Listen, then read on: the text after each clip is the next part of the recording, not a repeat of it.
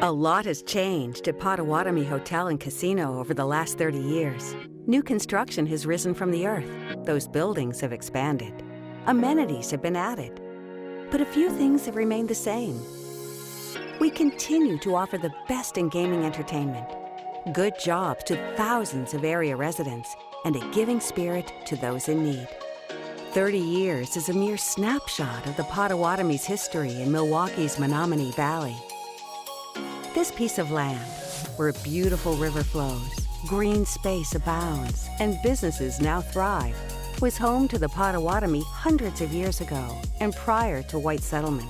The Milwaukee and the valley down there, they hold place in the hearts of the Potawatomi as being our last recognized place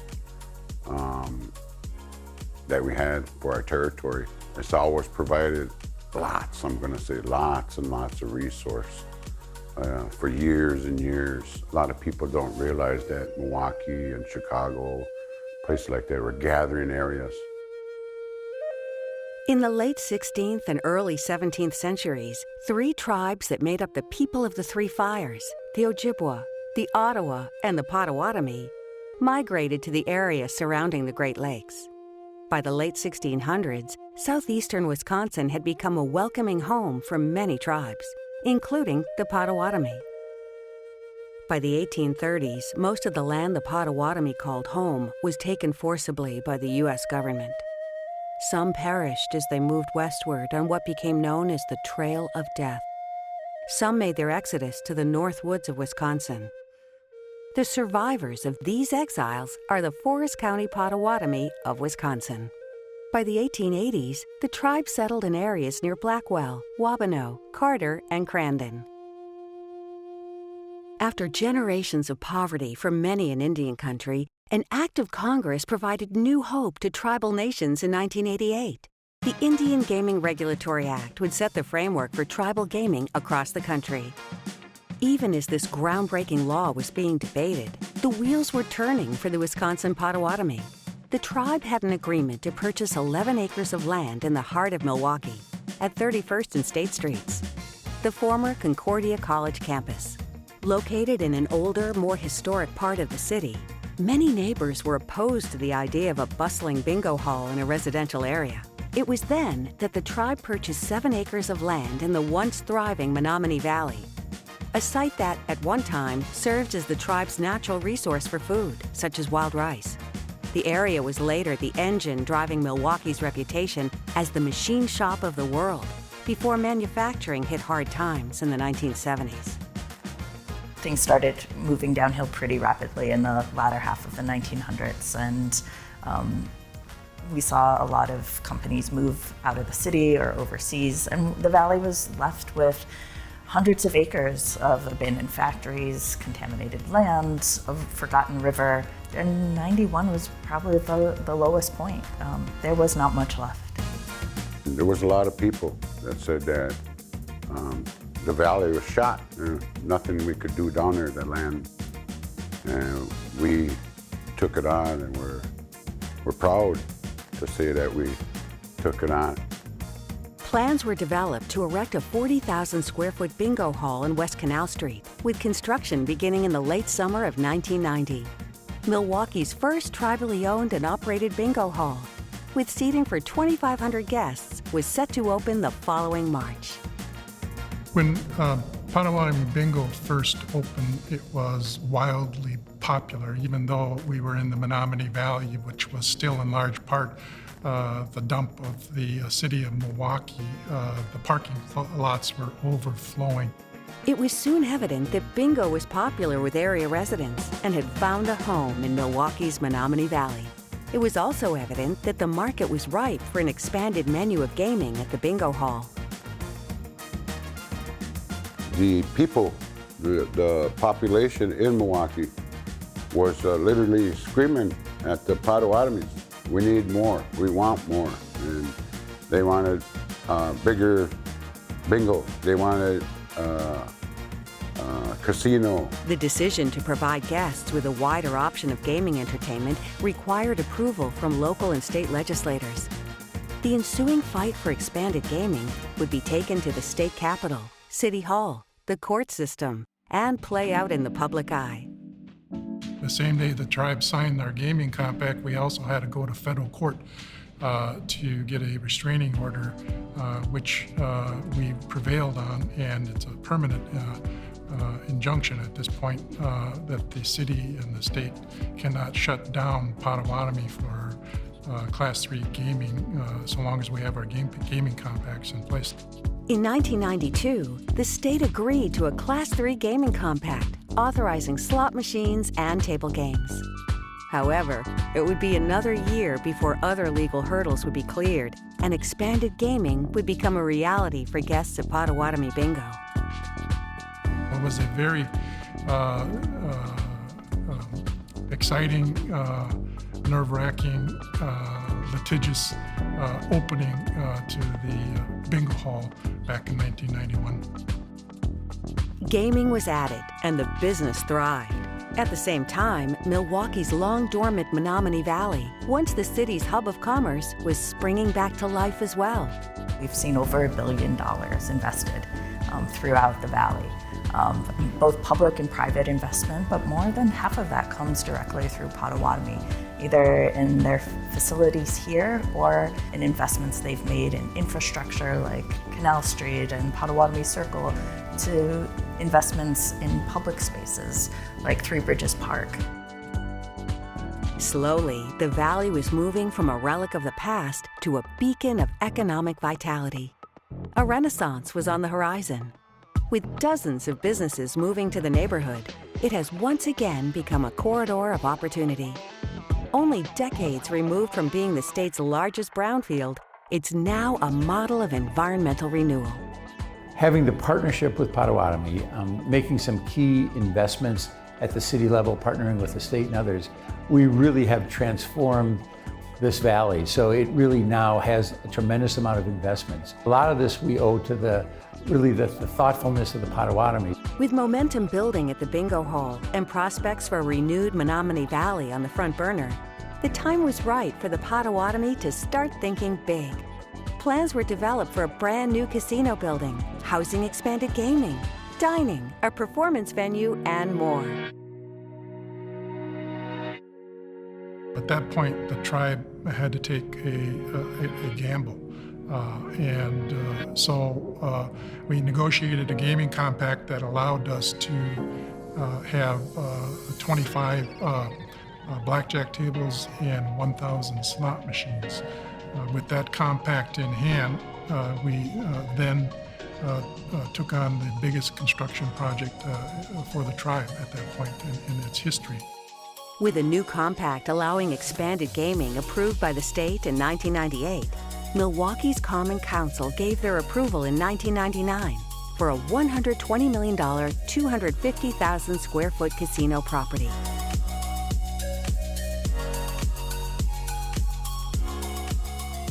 We were excited to build a casino, and to our surprise, to a lot of people who work for us and a lot of people who were non-members that came down there and witnessed that, they were happy to see the destruction of the old building. They already realized what was coming next. In the ensuing years, millions poured in through the entrances of Milwaukee's first and only casino property. They continued to enjoy bingo, and now new opportunities to win big on the expanded slot floor or by pulling up a chair at one of our brand new table games. In addition to enjoying great gaming, for the first time, guests could take advantage of full-service dining options and a state-of-the-art 500-seat theater venue, truly making the property a full-service entertainment destination. Live entertainment everywhere you looked, it was amazing. And Potawatomi has, when you look at what they've done for tourism in this market, it is unmatched. Since its first agreement with the state of Wisconsin in 1992, the tribe and property had operated under short-term compacts. As its most recently approved compact was set to expire, the tribe took action to extend those agreements, proposing a compact in perpetuity, or without an end date. allowing them to make long-term business plans to ensure the financial health of the tribe for generations. It would also allow them to lift limits on the number and type of gaming allowed on property. It was a goal of the tribe to get a long-term compact. We were really hampered by the fact that short-term compacts meant that we had short-term financing, meant that we only had short-term planning of what to do with our dollars and where to use them. Support from lawmakers for an unending compact was not unanimous, and years of litigation ensued. But after 3 years, the courts sided with Indian Gaming, setting up another expansion in Milwaukee, this one tripling the property's size and making it one of the largest tribally owned casinos in the country. Potawatomi's reputation across the country is one that is a sound organization that's known for being best in class.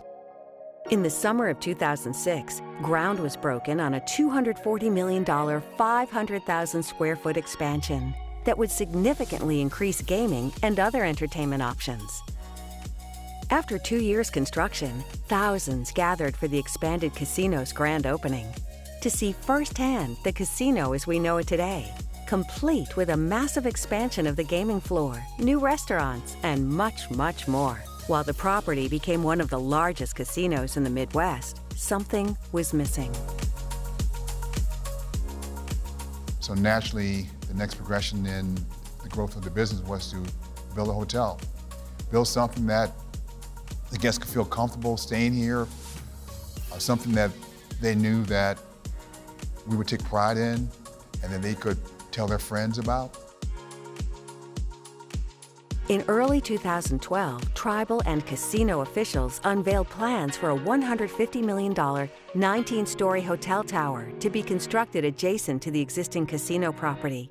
It would become one of the largest hotel properties in the city and serve as a long-awaited lodging amenity for our guests. Construction was set to begin later that year.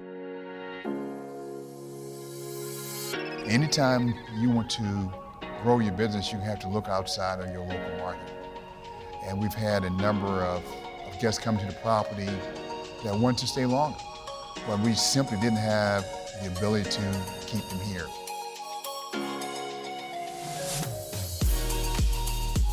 In the summer of 2014, guests were introduced to the brand new hotel tower, featuring spacious guest rooms, luxurious suites, including the city's largest, its presidential suite, and beautiful views of the city skyline. The property also featured 11,000 square feet of new meeting space, an important feature for any hotel. Expansion at Potawatomi Hotel and Casino would continue. Less than 5 years after opening the hotel, it was decided to build a second tower, featuring dozens of extra suites and standard rooms.